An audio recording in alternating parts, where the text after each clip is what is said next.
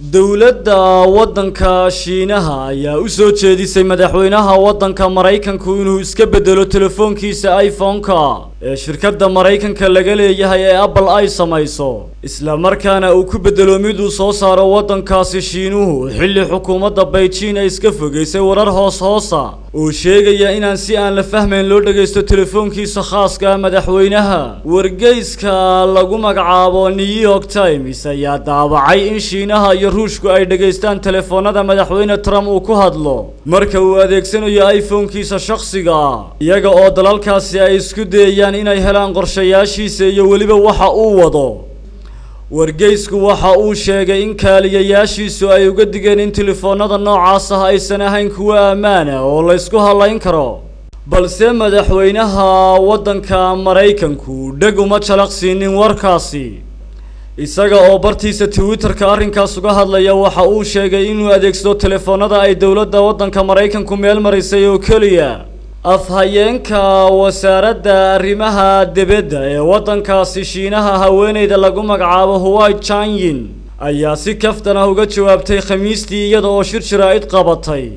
markaan warbixintaasi akhriyay maanta waxaan dareemay in run ahaantii waddanka Mareykanka ay joogaan dad wax walba u sameynaya sidii ay u qoro lahaayeen qoraalka ugu wanaagsan ee Oscar-ka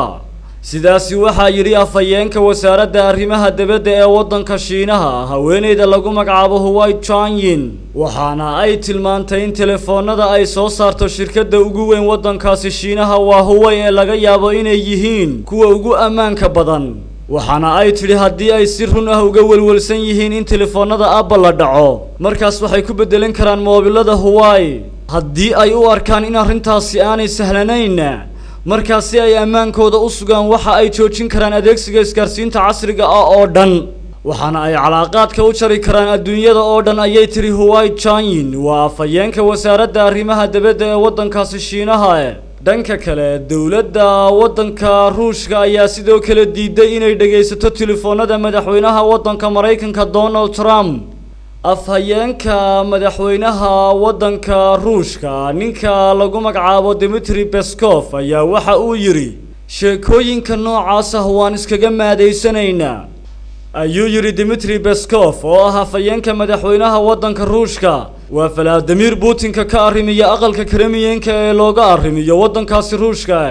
warbixinta wargeyska lagu qoray ayaa soo xigatay mas'uuliyiin hadda shaqeeya iyo kuwa hore u shaqeyn jiray oo sheegay inay jahwareer kala kulmeen sida caadiga ah ee madaxweynaha waddanka Mareykanka Donald Trump uu u wajaho ammaanka waxyaabaha tiknoolajiga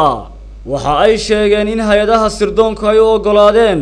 Shiinaha iyo Mareykanku inay dhageystaan telefoonada madaxweynaha ee iPhone-kiisa sidoo kale dowladaha Ruushka iyo Shiinaha ayaa waxa la sheegay inay doonayaan inay ogaadaan sida madaxweynaha waddanka Mareykanka uu wax u wado iyo waliba sida ay uga hordegi lahaayeen qorshayaashiisa dowladaha Shiinaha iyo Mareykanka oo ah labada dal ee dunida ugu dhaqaalaha badan ayaa waxa ka dhaxeeya dagaal si qadhaadhaanaya oo dhanka ganacsiga